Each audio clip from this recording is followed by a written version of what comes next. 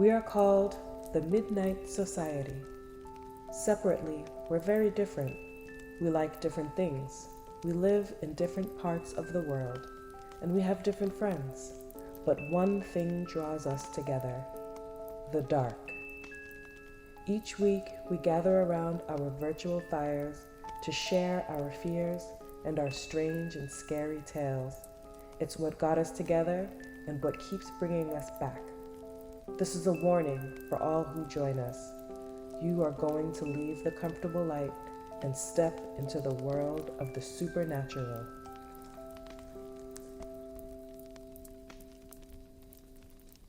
Hey Reddit, Lord Quill the Watcher here. So I've been a silent lurker here for years, but I just want an outside opinion on some happenings. We'll start with my family.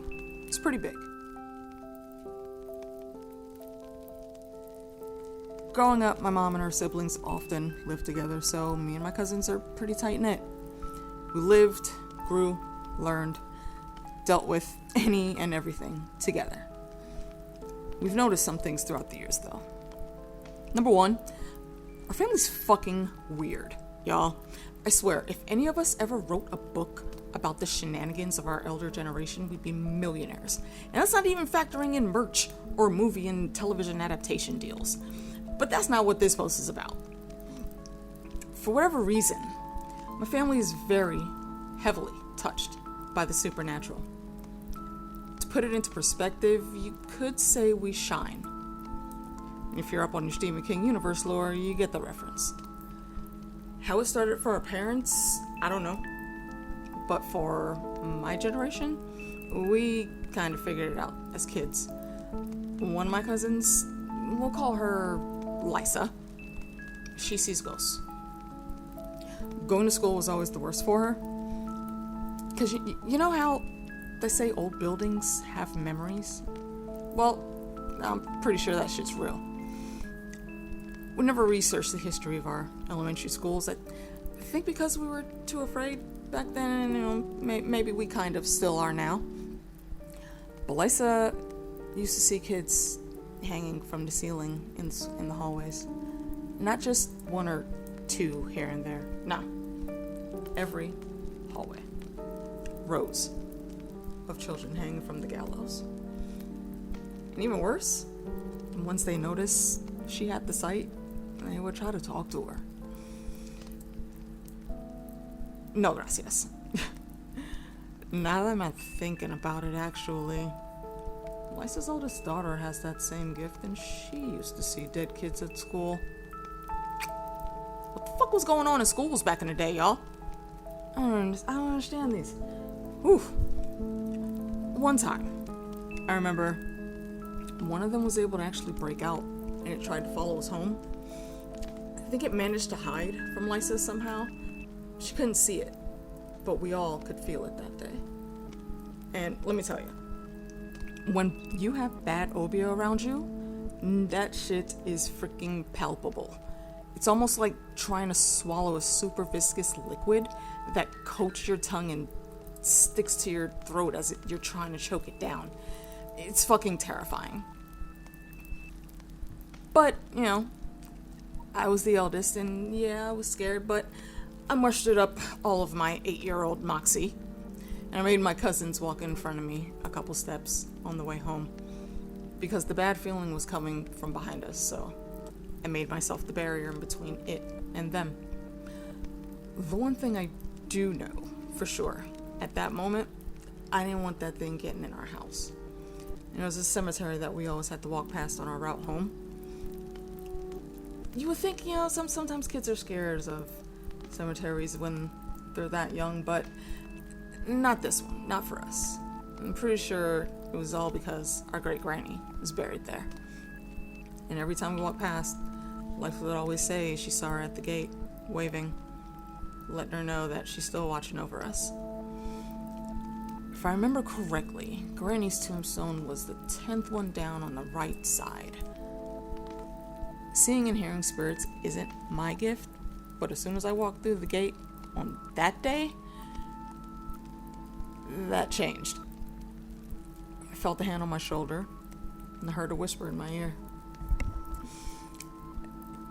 You know me to tell you, Mother, when she was pregnant with you, she gonna have a clever girl. Don't stop walk. Take them straight to the side gate and home. No matter what is nastiness following you, I'm trapping me whole snow. Go along. AKA, Jumbie Granny and Clever Gal for the win. Should've fucking stayed in school, bitch. My granny's house. What the fuck you thought? So we dodged that potential poltergeist situation, waiting to happen, and yeah, you know, I'm glad I don't have to deal with that. I think we heavily dodged a bullet that day, and all thanks to Granny. I did find out shortly after that, though, that we have guardians. I don't know how long we've had them. I don't even know how to really describe what they are. I can't see them. But my other cousin, we'll call her Scrappy. If Pull-Up was a person, she's that family member. She's the only one that can see them. What are they meant to guard us from? We don't know. We don't know. Still, there's some bits and pieces that we've picked up over the years, but it's still kind of a mystery. You know, and our childhoods were fairly spotty sometimes, and we never saw any spirit warriors coming through to help us dodge any of that bullshit. Ever. However, there was this one time, I remember. My room was in the attic. It's not one of those creepy, dusty ones with dark corners and boxes everywhere. Nah.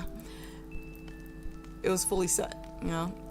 Had a little part-time job after school flipping burgers. It didn't make a lot, but I made enough. Had my own TV, couch, whole little setup up there, so naturally my room was the hangout spot. So we and Scrappy were hanging out up there one time, and we decided to go get some snacks, come back, start another movie. On our way there, pretty sure, well, we thought 100% that we heard my mom yelling for us to come help her with the laundry. Now the problem with that is this Friday. Laundry doesn't get done until Saturday, and it's like clockwork. You can set a clock to our parents' movements. They don't really deviate from the schedule. But we didn't want to get in trouble for ignoring or questioning or any of that, because we had plans to go to the movies Saturday night, and we were not trying to jeopardize that. So, figured we'd go down, help with whatever was needed, grab our snacks, and then go back upstairs. But right when we turned the corner into the kitchen, Scrappy stopped. I turned and looked at her, but I kept walking. She grabbed my arm. I could feel her hand trembling. I was about to ask what exactly was wrong, but that a hand came from behind us, covered my mouth. Shh! We both turned around, and there was my aunt, her mom, and my mom.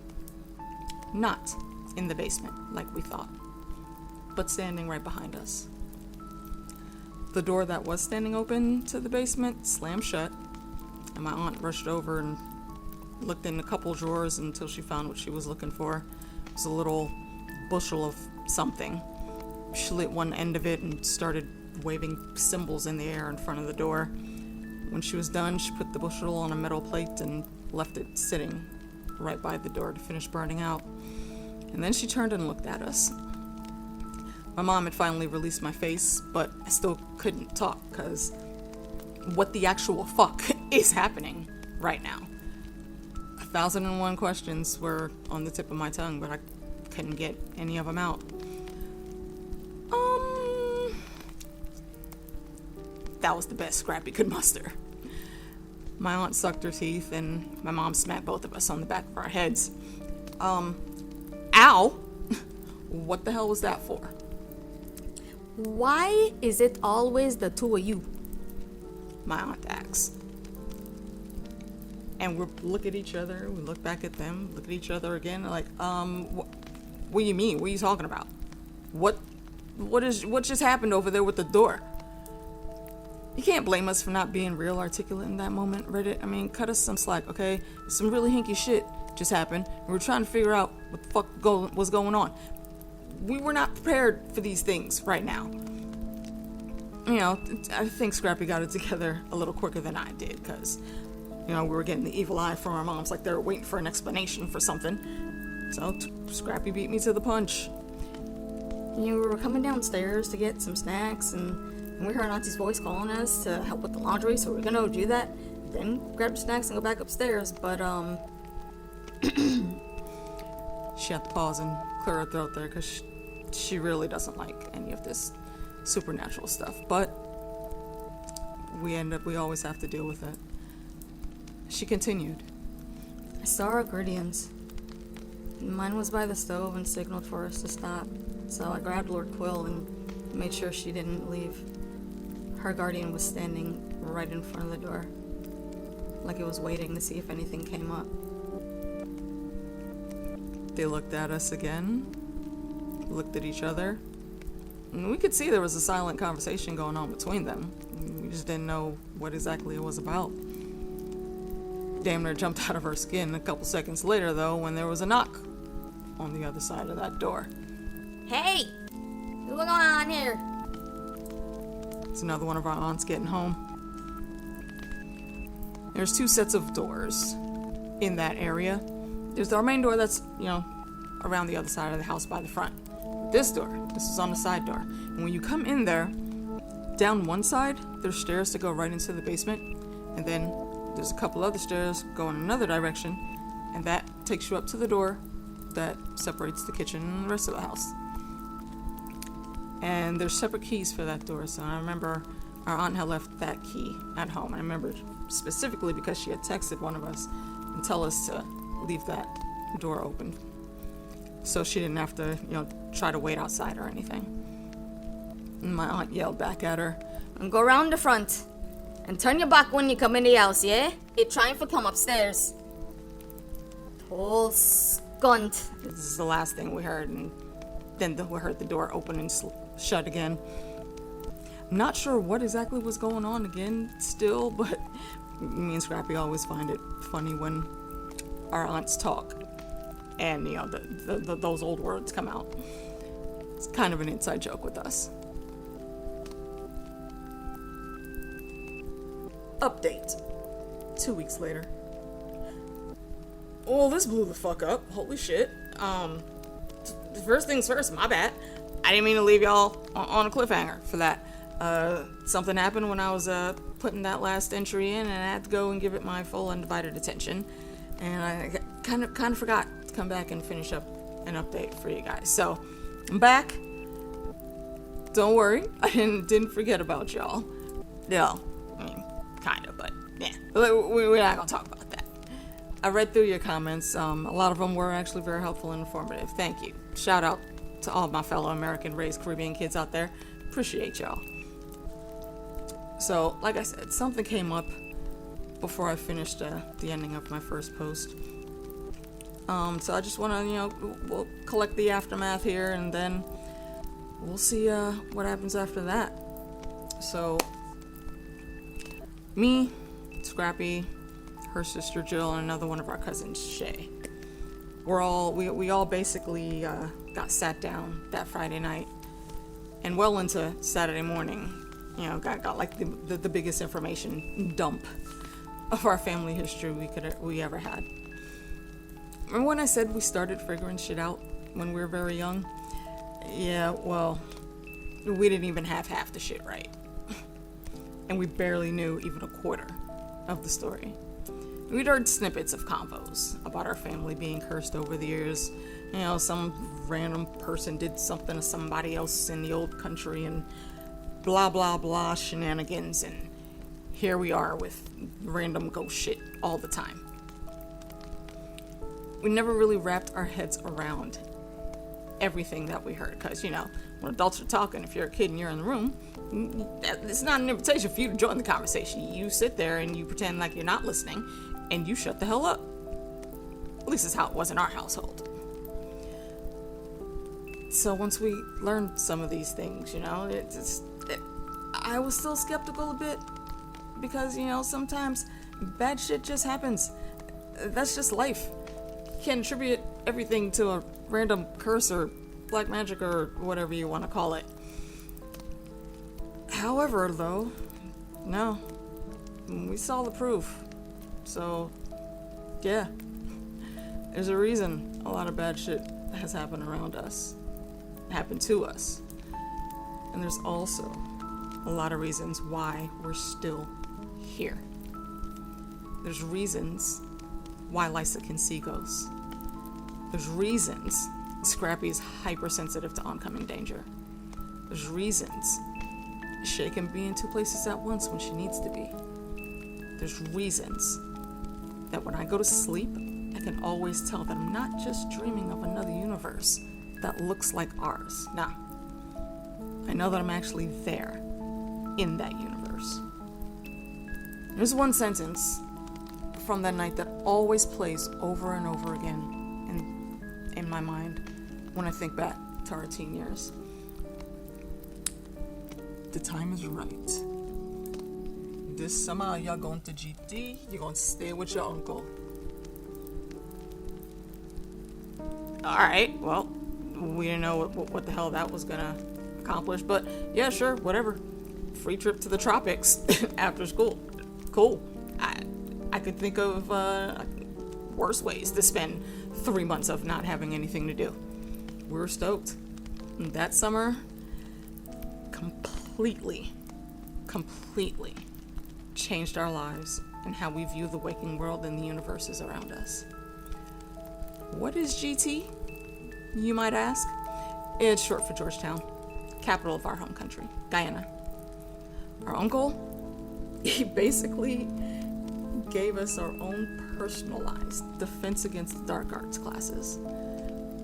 There's a lot of stories from that summer, actually, I could share with you guys. Let me know if you're interested. That's about it for this post. I will leave you with this thought. If you ever hear someone calling from another room, especially if they're trying to get you to a secluded-like place, away from other people maybe, listen carefully. And if you can help it, don't answer. The mimics out there are good, better than you can believe. But they always have a tell. You just gotta remember to listen for it. And if you haven't figured it out yet, your parents were right. You shouldn't be afraid of the dark. But you should absolutely be terrified of what you can't see in the dark. Be easy, Reddit. Later.